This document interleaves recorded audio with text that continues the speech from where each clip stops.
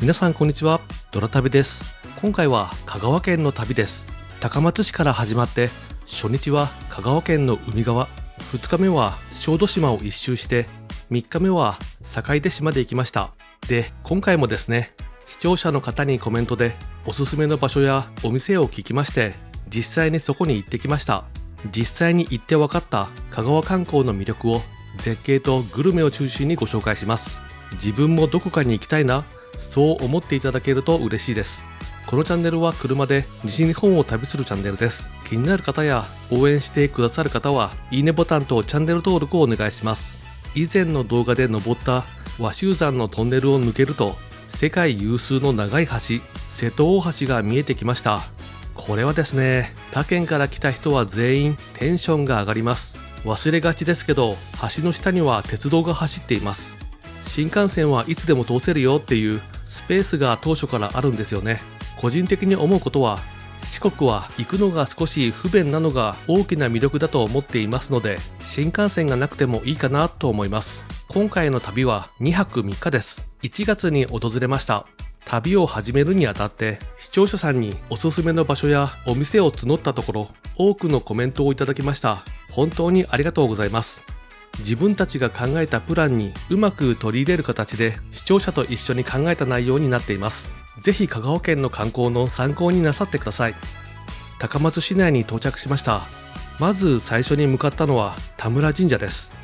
香川県は雨が少なくて水が不足することも多い地域ですが、この一帯からは湧き水がとても豊富でした。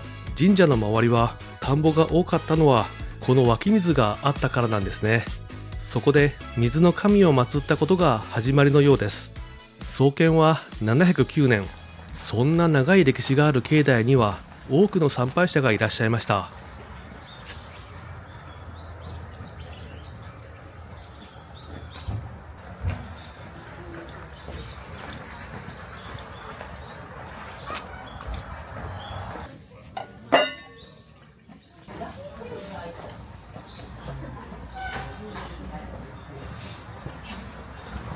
どこを見ていいかわからないほど本殿や拝殿があってカオスな状態でしたね。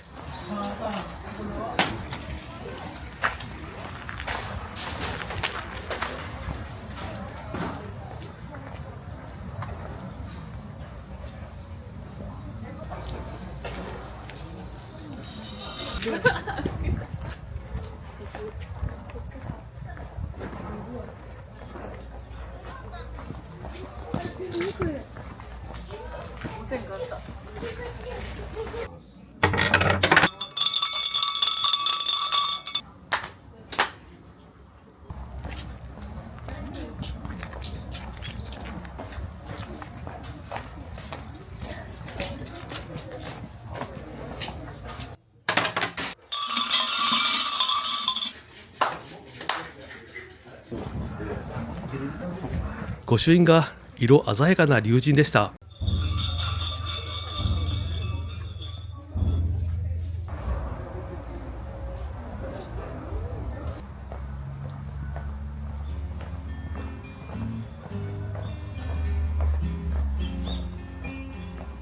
古くから信仰を集める由緒ある神社でした。高松市の中心部からも近くて、一度訪れてみてはいかがでしょうか。これから中心部に向かって今夜のホテルにチェックインします。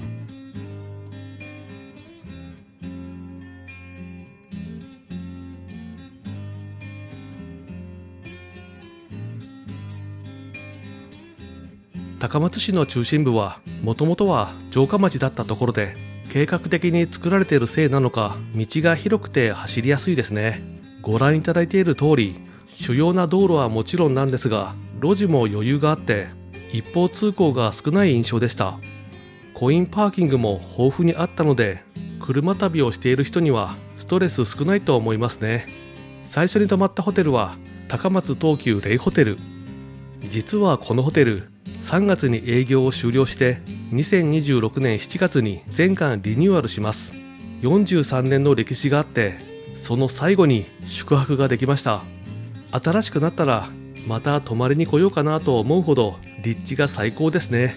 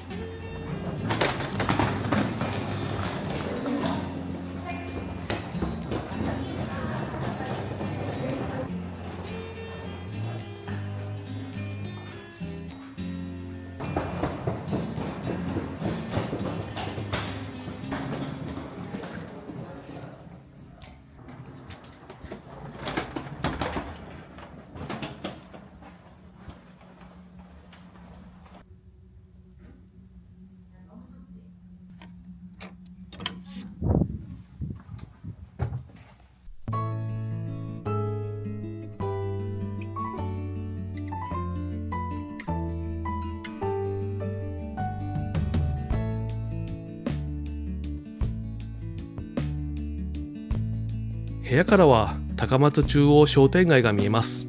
今夜はここで食事です。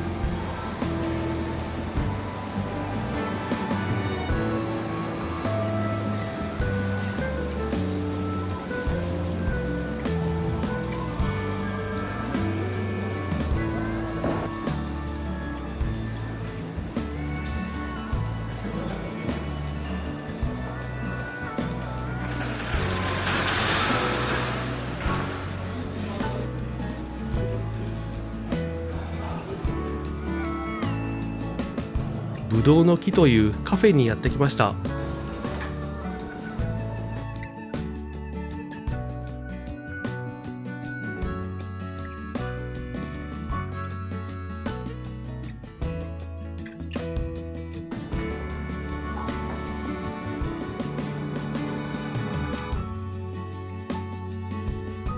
安倍川餅って小さいイメージだったんですけど、ここのはめっちゃでかいですね。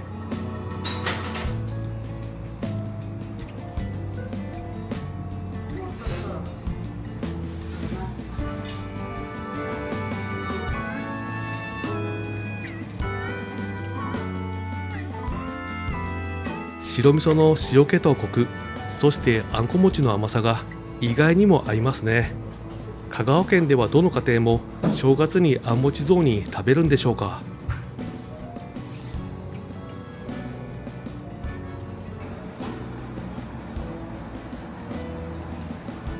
美味でした。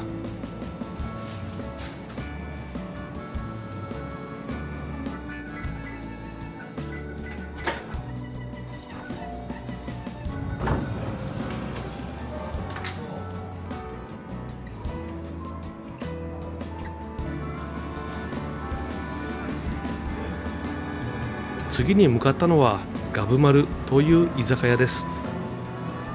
高松の居酒屋は骨付き鶏が標準装備されています。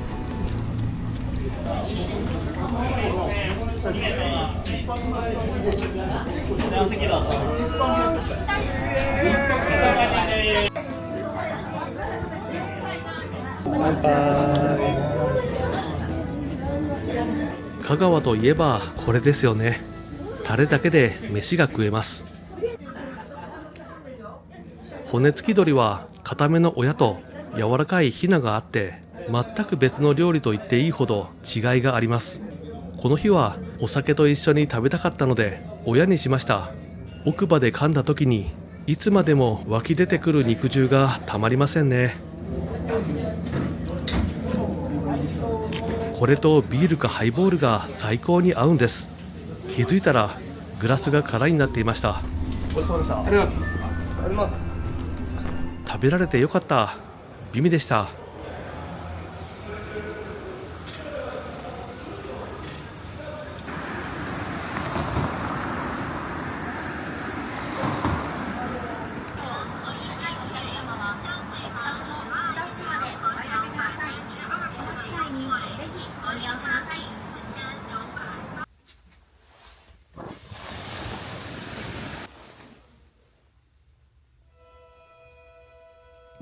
おはようございます。いい天気。今日は八島から津田まで行って高松の市街地に戻ります。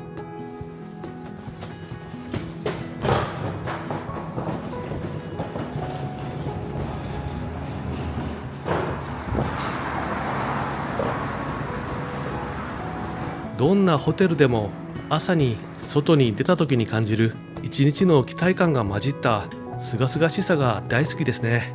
リニューアルしたらまた泊まりたいと思います。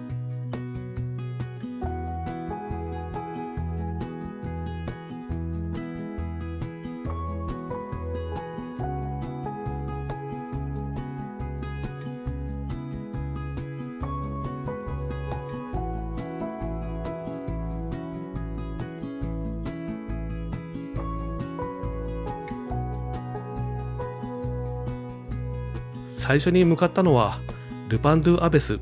視聴者のおすすめでこのお店を知りました。朝から人が次々と来店していて人気店なんですね。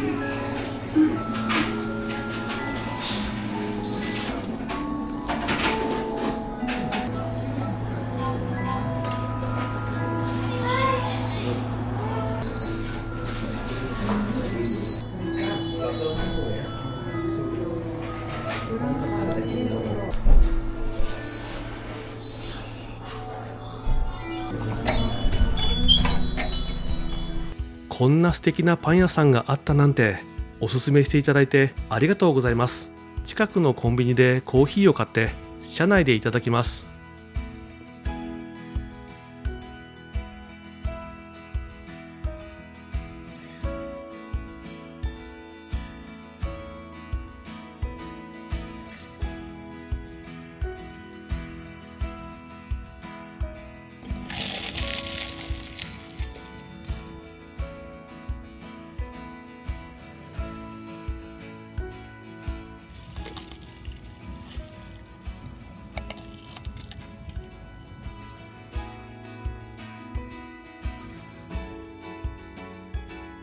レベルの高いパンでした。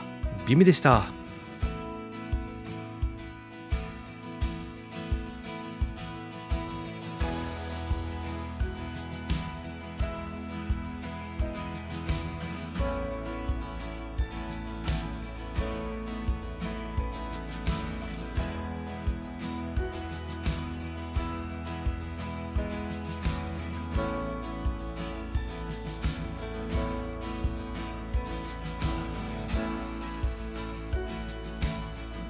確かに変な感じする。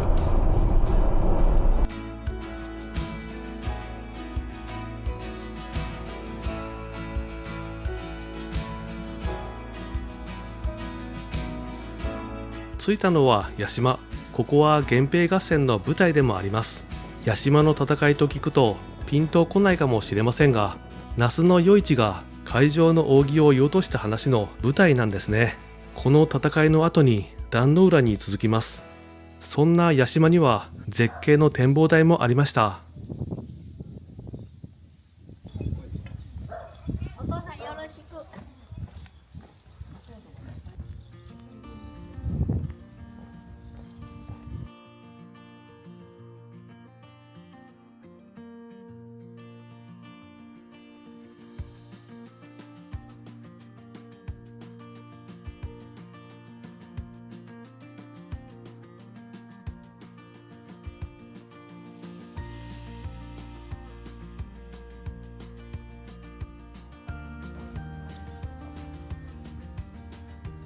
展望台までは起伏があまりなく楽に行けるのもいいですね。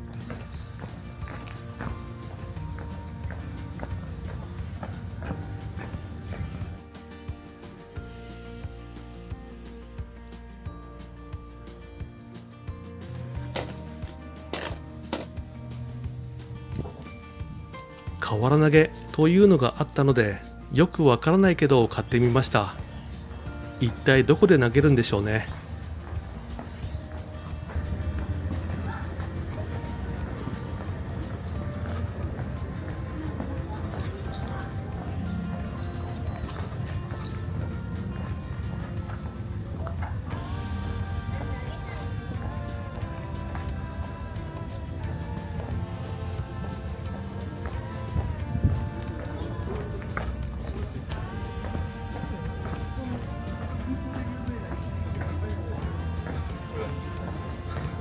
わあ、すごいよ、見て。展望台からの眺め見てくださいよ。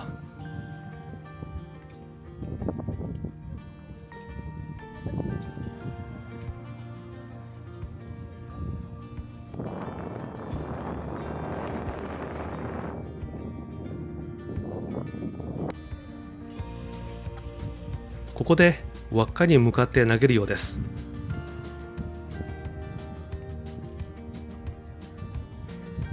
もうちょっとこう思いっきり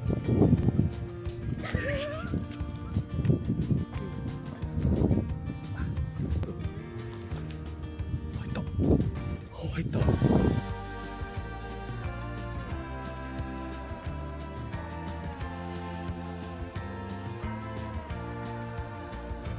この展望台は200メートルの長さでうねうねと曲がりくねってますね。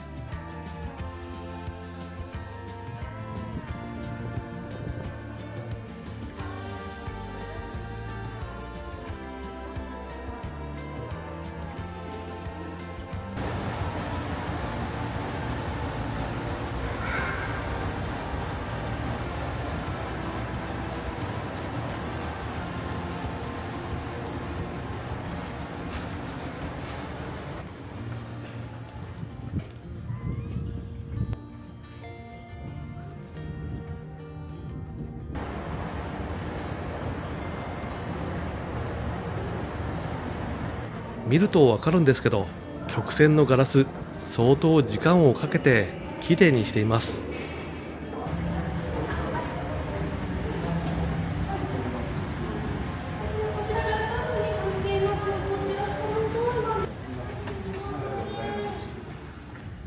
絶対夕日も夜景も綺麗ですよね。展望台にはカフェもあってゆっくり休むこともできます。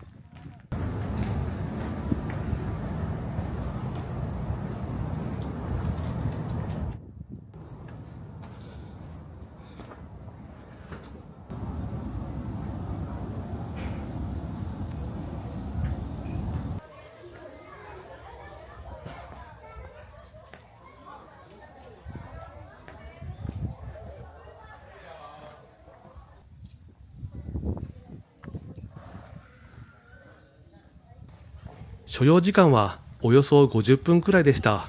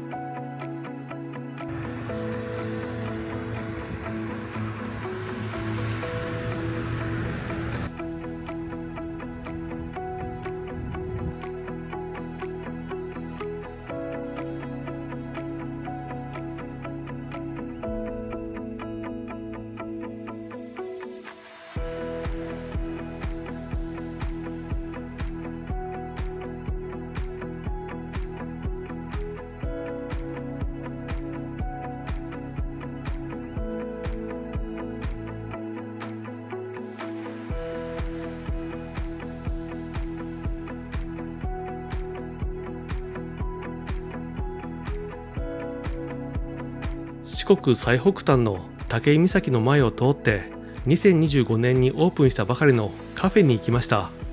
海沿いにこんなカフェができたんですね。ペット同伴 OK で1階にはドッグランがあります。それだけじゃなく目の前に小豆島が見える絶景のロケーションのカフェ、屋島まで来たらぜひ訪れたいお店をご紹介します。ここはアジマーレ、2025年10月にオープンしたばかりの海が見えるカフェです。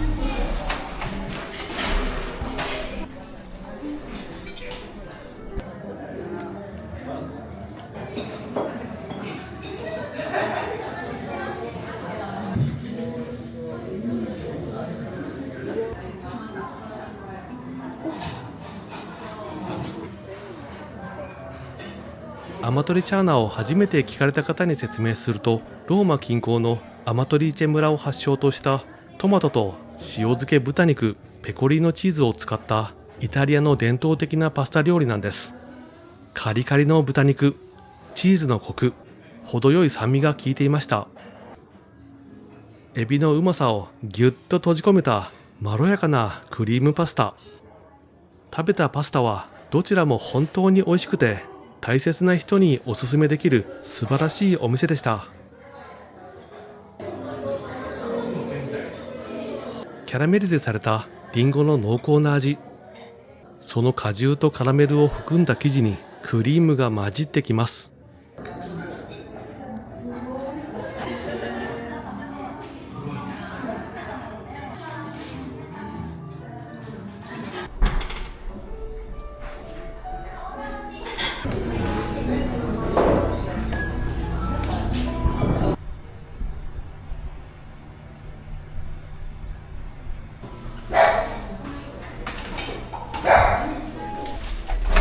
屋上会もあるんですね。そうなんですよ。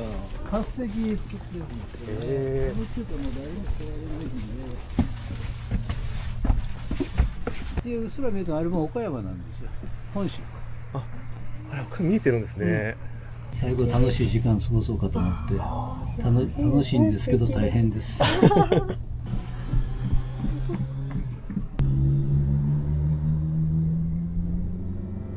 香川県にはこんな思いのこもった素敵なカフェがあるんですね。それを多くの人に知ってほしいと思いました。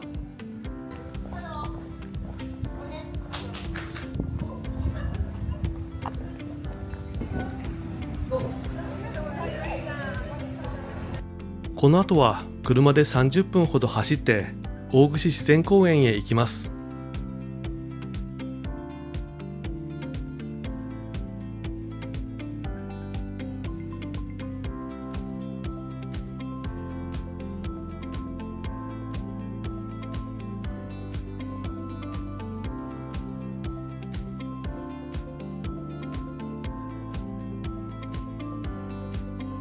着いたここは時の納屋というカフェ。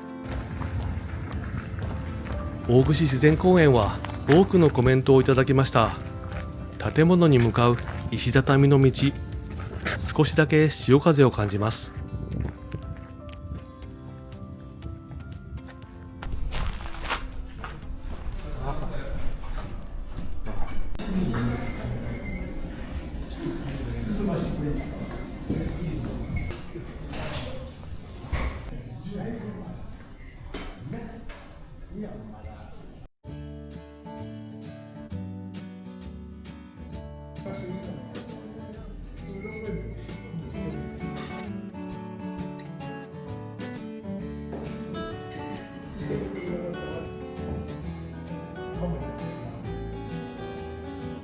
空間を楽しみながら外の景色を楽しめるいいカフェでした。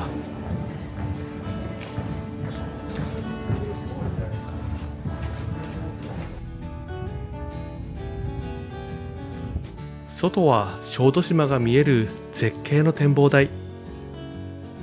これですよ。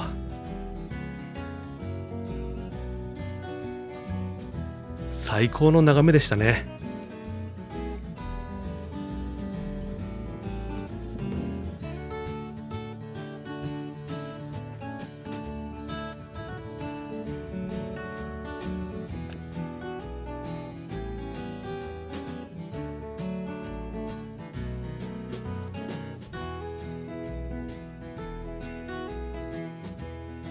ここにはワイナリーもありました。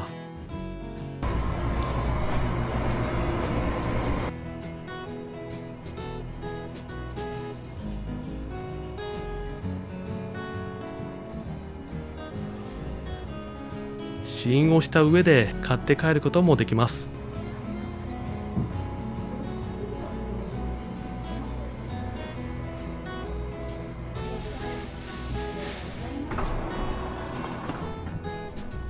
夕方になってきましたが、まだまだ行きます。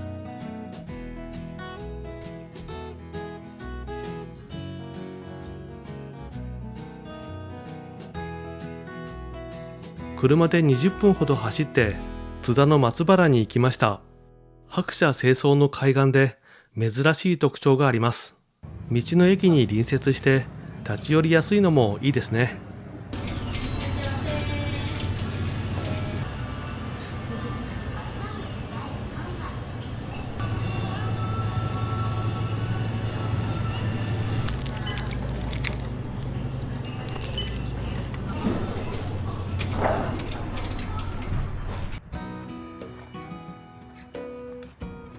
車は道の駅に止めて歩いていきます。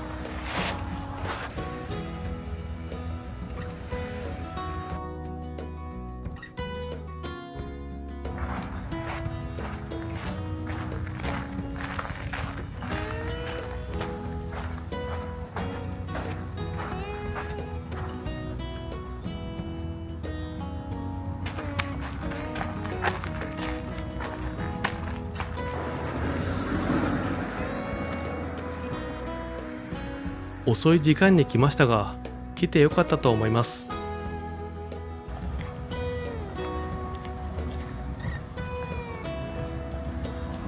止まったら多分この辺だと思う。で最初に行ったのがここか。ここで食べて、でさっき行ったのがここでしょ。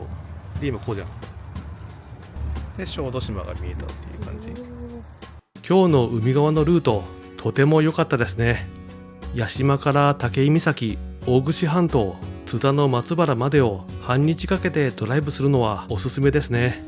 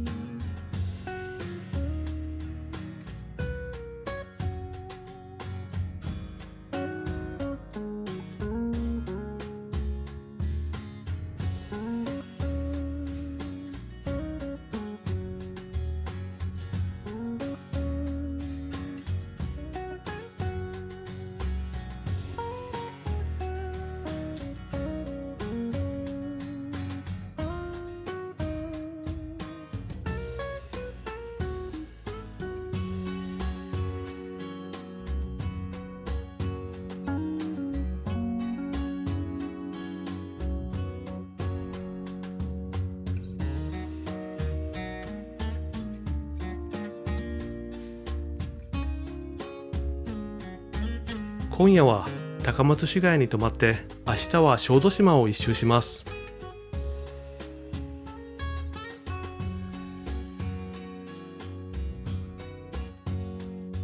隣接する駐車場のエレベーターから直接8階のホテルフロントに行けました。これ雨の日は濡れないし、1階に降りたら商店街につながるし、すっごい便利で楽でした。その様子と続きは次の動画でご紹介します。またね。